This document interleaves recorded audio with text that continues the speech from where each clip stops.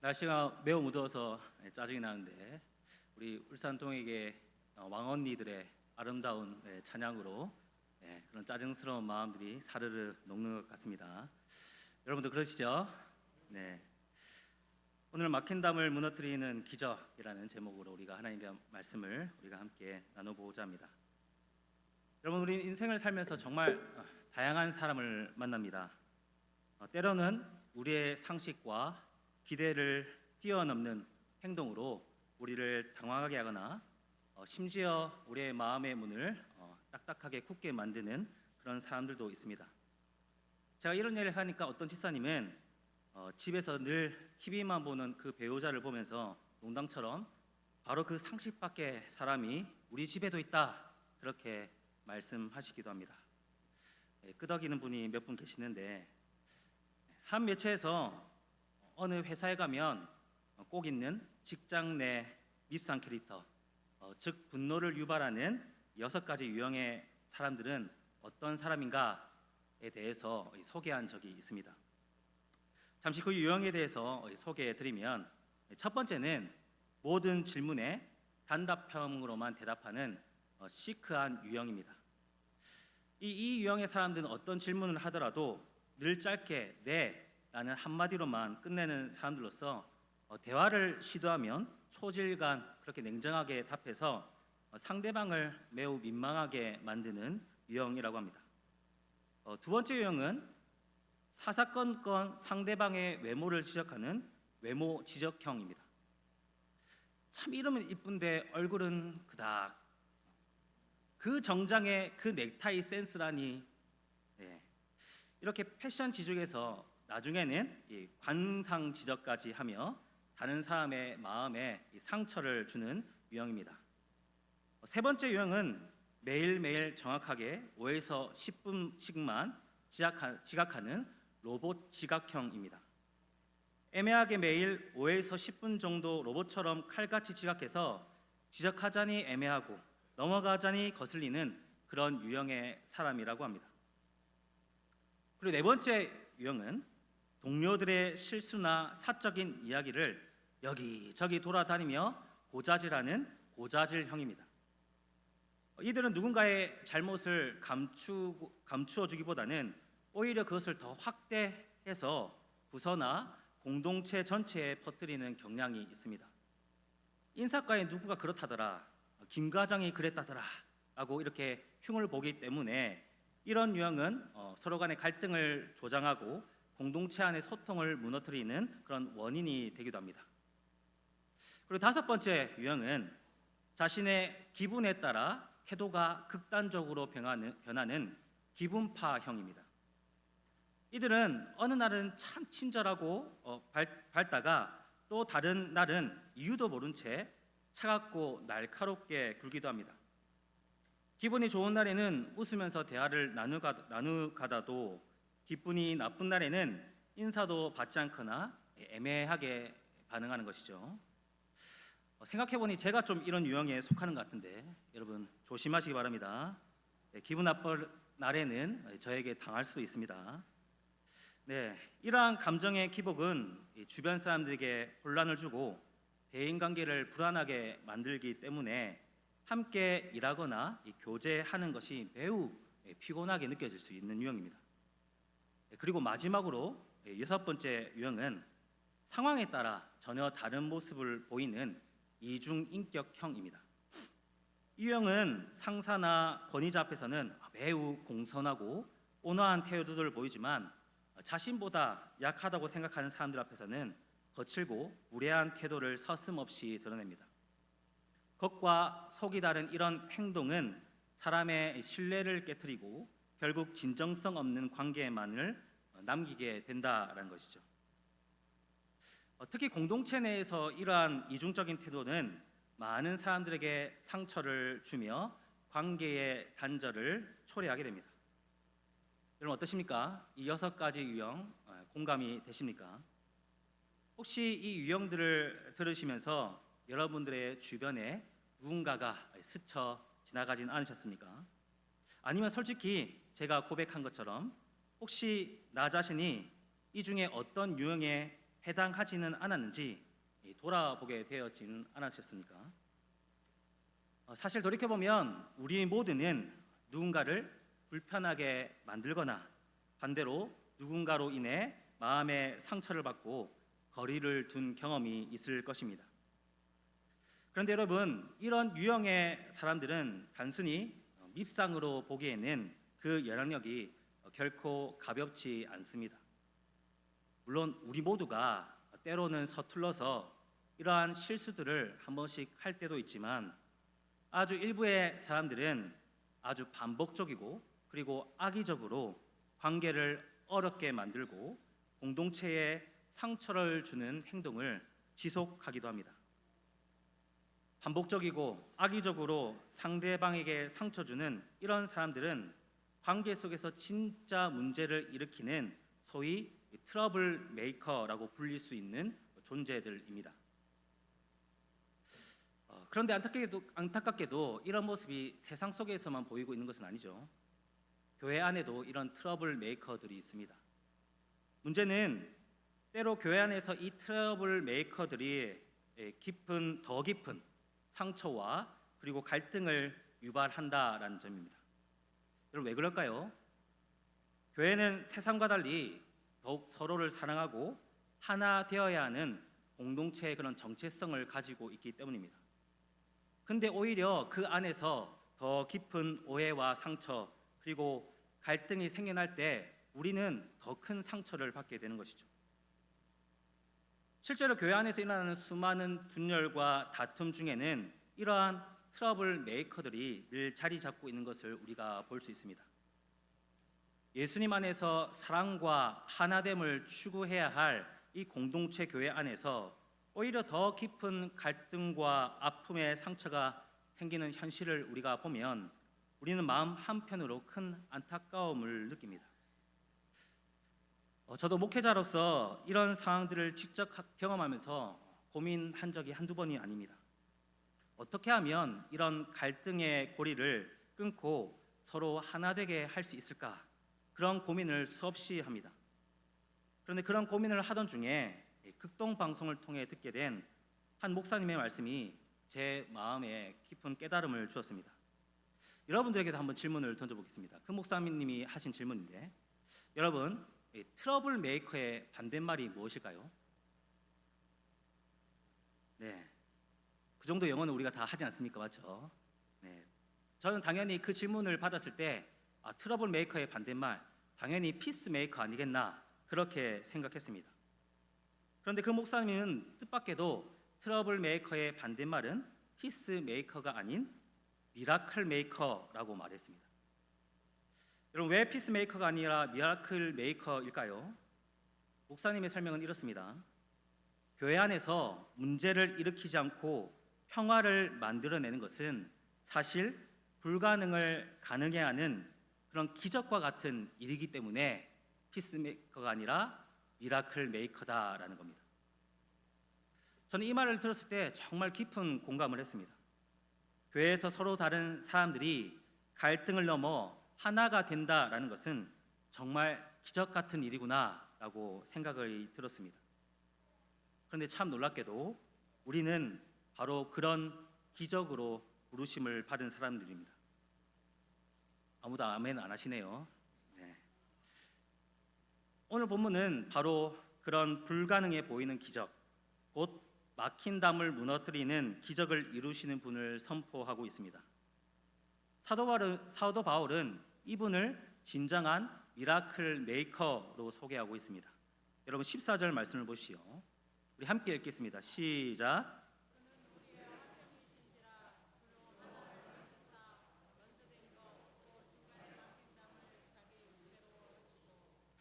아멘. 여러분, 이 사도 바울이 소개하고 있는 미라클 메이커는 누구입니까? 네, 바로 예수 그리스도이십니다. 여러분, 그렇다면 왜 사도 바울은 그 당시에 이 에베소를 쓴 당시에 예수님을 우리의 화평 곧 미라클 메이커라고 이렇게 꼭 집어서 소개하고 있을까요? 왜냐하면 당시 에베소 교회와 그 시대에 지배하던 유대인과 이방인이라는 이 두 그룹 사이에 극심한 갈등과 긴장 때문이었습니다. 특히 14절 말씀에서는 그들 사이를 원수된 것, 곧 중간에 막힌 담이라고 표현하고 있습니다. 우리가 이 표현에서 알 수 있듯이 유대인과 이방인 사이에는 그만큼 견고한 장벽이 있었다라는 겁니다. 이 장벽을 무너뜨리지 않고서는 유대인과 이방인이 결코 하나 될 수 없었다라는 겁니다.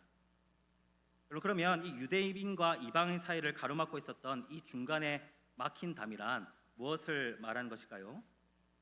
그것은 바로 말씀에서 나타나 있듯이 이 원수된 것, 헬라어로는 에크트라라는 말인데, 즉 서로에 대한 깊은 적대감과 적개심이었습니다.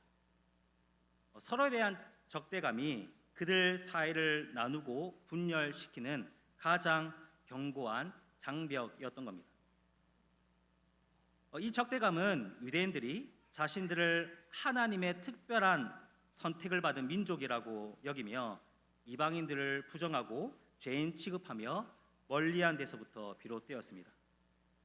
그들은 이방인과 식사하는 것조차 꺼려했고 함께 교제하는 것은 생각조차 하지 않았습니다. 하지만 이들의 적대감은 일방적인 것이 아니었습니다. 이방인들 역시 유대인의 그런 종교적인 우월주의에 분노하며 그들을 멸시하고 공격하기도 했습니다. 실제로 역사 속에서 이방인들이 유대교를 미신으로 멸시하며 유대인들의 거주지를 공격하여 많은 유대인들이 희생당하기도 했습니다. 이처럼 오랜 세월 이어진 서로에 대한 이런 적대감, 적개심은 유대인과 이방인 사이를 건널 수 없는 깊은 강으로 이끌고 간 것이죠. 그러나 이렇게 서로 미워하고 절대로 하나가 될 수 없었던 유대인들과 이방인을 하나 되게 하신 분이 계십니다. 바로 우리가 살펴본 것처럼 우리의 화평의 왕이신 예수 그리스도이십니다. 여러분 14절에서 15절 말씀 다시 한번 더 보겠습니다. 그는 우리의 화평이신지라 둘로 하나를 만드사 원수된 것 곧 중간에 막힌 담을 자기 육체로 허시고 법조문으로 된 계명의 율법을 폐하셨으니 라고 말씀합니다. 바울은 우리의 화평이신 예수님께서 중간에 막힌 담, 곧 이 적대감이라는 이 장벽을 자기 육체로 허시고 법조문으로 된 계명의 율법을 폐하셨다, 이렇게 분명하게 말씀하고 있습니다. 여러분 여기서 중요한 표현이 하나 등장합니다. 바로 이 자기 육체로 허시고라는 말입니다. 여러분 자기 육체로 허셨다라는 말은 예수님께서 십자가 위에서 자신의 몸을 내어 주심으로 말미암아 이 유대인과 이방인 사이를 가로막고 있었던 견고한 벽, 곧 적개심과 적대감이라는 이 장벽을 무너뜨리셨다라는 말입니다. 그런데 여기서 율법을 폐하셨다라는 말이 조금 헷갈릴 수 있습니다. 그럼 예수님이 율법을 아예 없애버리신 건가? 라고 질문을 할 수 있는 것이죠. 수요 기도에 나오신 여러분들 수준에서는 당연히 아시겠지만 예수님은 율법을 무시하거나 없애신 것이 아닙니다. 예수님은 마태복음 5장 17절에서 분명히 이렇게 말씀하고 있습니다. 내가 율법이나 선지자를 폐하러 온 줄로 생각하지 말라. 폐하러 온 것이 아니요 완전하게 하려 함이라. 즉 예수님은 율법을 없애러 오신 것이 아니라 율법이 정말 말하고자 했던 참된 뜻을 이루기 위해 오신 것입니다. 원래 율법은 좋은 것입니다. 하나님께서 우리에게 주신 소중한 말씀이고 하나님의 백성답게 살도록 하는 가르쳐주는 지침이 됩니다. 그러나 시간이 지나면서 유대인들이 이 율법으로 하나님을 사랑하고 이웃을 사랑하기보다는 자신들이 더 의롭다는 증거로, 그리고 이방인을 배척하는 도구로 사용하게 되었습니다. 나는 이 율법을 지켰기 때문에 나는 하나님의 백성이야 라고 말하며 자기 자신을 자랑하고, 반대로 율법을 지키지 않는 사람들은 다 부정하다고 무시하고 배제했습니다. 이것으로 인해 유대인과 이방인 사이는 깊은 영적, 문화적, 사회적 장벽이 세워졌고, 이것이 곧 본문에서 말하는 그 중간에 막힌 담, 곧 이 적대감의 장벽이 된 것입니다. 예수님께서는 바로 이 유대인과 이방인 사이를 갈라놓은 이 견고한 장벽을 십자가의 사역으로 말미암아 무너뜨리신 것입니다. 그분은 십자가에서 자기의 몸을 내어 주심으로써 더 이상 율법을 지키는 것으로 하나님과의 관계가 결정되는 시대가 아님을 선언하셨습니다. 이제 누가 유대인이고 누가 이방인인지 중요하지 않았습니다. 누구든지 예수님을 믿기만 하면 하나님의 자녀가 되고 동일한 영적 가족이 되는 은혜의 시대가 예수님의 십자가로부터 열리게 된 겁니다. 따라서 이제는 예수님 안에서 누구도 자신의 의로움을 자랑할 수 없습니다. 이제는 그 누구도 부정하다고 손가락질하며 다른 사람을 매몰차게 밀어낼 수 없습니다. 예수 그리스도를 통해 모두가 은혜로, 믿음으로, 한 몸으로 부르심을 받게 된 것입니다. 여러분, 바울은 이 놀라운 변화를 15절에서 이렇게 표현합니다. 여러분, 15절 하반절 함께 읽도록 하겠습니다. 시작.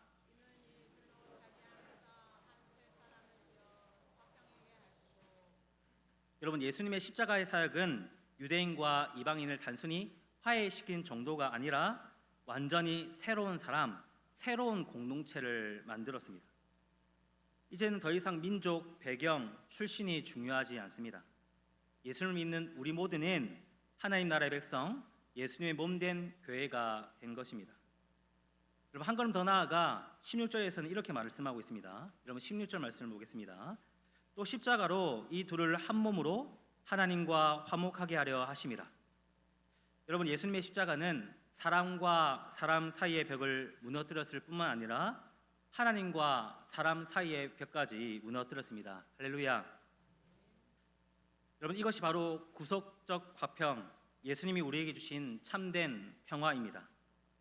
바울은 로마서 5장 1절 말씀에 이렇게 선포합니다. 그러므로 우리가 믿음으로 의롭다 하심을 받았으니 우리 주 예수 그리스도로 말미암아 하나님과 화평을 누리자. 그리고 골로새서 1장 20절에서도 이렇게 증언합니다. 그의 십자가의 피로 화평을 이루사 만물 곧 땅에 있는 것들이나 하늘에 있는 것들이 그로 말미암아 자기와 화목하게 되기를 기뻐하심이라. 아멘. 여러분, 예수님의 십자가는 단지 개인을 구원을 위한 사건만으로 끝나지 않았습니다. 그것은 사람과 사람 사이, 민족과 민족 사이, 그리고 사람과 하나님 사이의 모든 장벽을 무너뜨린 구속적 사건입니다. 그리고 예수님께서 이루신 이 화평은 현재 우리 삶에 여전히 작동하고 있고 우리를 통해 다른 사람들에게 흘러가기를 원하고 계십니다. 사랑하는 성도 여러분, 예수님의 십자가는 우리 사이에 막혀있던 담을 허무시고 서로를 하나 되게 하셨을 뿐만 아니라 우리를 하나님과 화목하게 하신 능력입니다. 그리스도 안에서 우리는 새로운 존재로 태어났고 더 이상 분열과 적대감 속에 머물 수 없는 자들이 되었습니다. 그렇다면 이제 우리는 이 십자가의 화평을 제대로 실천하며 살아가야 하지 않겠습니까? 실제 우리의 관계 속에서, 가정에서, 그리고 교회 공동체 안에서 그 기적을 나타내고 그 기적을 살아내야 하는 겁니다. 혹시 지금 내 마음에 담을 쌓고 있는 사람이 있지 않습니까? 다툰 채로 외면하고 있는 지체는 없습니까? 말은 안 해도 눈빛으로, 마음으로 경계하고 있는 사람은 없습니까? 우리가 예수님의 십자가 앞에 서 있다는 것은 그 담을 허물라라는 부르심 앞에 서 있다라는 뜻입니다. 그 부르심에 순종할 때 우리는 단순한 평화의 중재자가 아니라 기적을 이루는 자, 곧 미라클 메이커가 되는 것입니다. 이와 관련해서 마지막으로 화가 빈센트 반 고흐의 일화를 함께 나누고 싶습니다. 여러분, 어느 날이었습니다. 고흐가 창가에 앉아 밖을 바라보고 있었는데 우연히 길을 지나가는 한 사람이 눈에 들어왔습니다. 그 사람은 좀 특이한 옷을 입고 있었는데 자세히 보니 마치 포장용 천으로 만든 옷을 입고 있었습니다. 그리고 그 천에는 원래 적혀있던 글자가 그대로 남아 있더랍니다. 고흐는 그 사람의 가슴팍에 한 글귀를 발견했습니다. 어떤 글자가 적혀 있었냐면 블랙어블라는 잘 깨어짐이라는 글자였습니다. 그 글자를 본 고흐는 순간 무릎을 탁 치며 이렇게 말했습니다. 그래, 사람은 정말 잘 깨지는 존재야. 그리고 그 사람이 점점 멀어져가는 뒷모습을 바라보고 있는데 그의 등 뒤에 또 다른 문구가 적혀 있었답니다. Be careful, 취급주의. 그 말을 본 고은은 다시 고개를 끄덕이며 말했습니다. 맞아, 사람은 정말 조심스럽게 다뤄야 해. 사랑하는 여러분, 사람의 마음은 유리보다 더 쉽게 깨질 수 있습니다. 작은 말 한마디에 상처받고 사소한 행동 하나에 깊은 고통을 느끼는 것이 사람입니다. 그리고 상처받은 마음은 마치 깨진 유리 조각처럼 그 다른 주변의 사람들에게까지 상처를 주곤 합니다. 그래서 관계는 더욱 섬세하고 주의 깊게 다루어야 합니다. 관계는 주님의 십자가 사랑 안에서 의지적으로 회복하고 세워가야 하는 것입니다. 그래서 우리는 이제 우리의 의지를 다하여 서로 용서와 화해의 길로 나아가야 합니다. 물론 기적은 멀리 있는 것이 아닙니다. 그리스도의 십자가를 의지하며 내가 먼저 손을 내밀 때 그곳에서 진짜 기적이 시작됩니다. 오늘 우리에게 주신 말씀으로 서로 결단하기를 원합니다. 우리의 가정 안에서, 교회 안에서, 이웃과의 관계 속에서 막힌 담을 허물고 화목하게 하는 사람으로 살아가기를 바랍니다.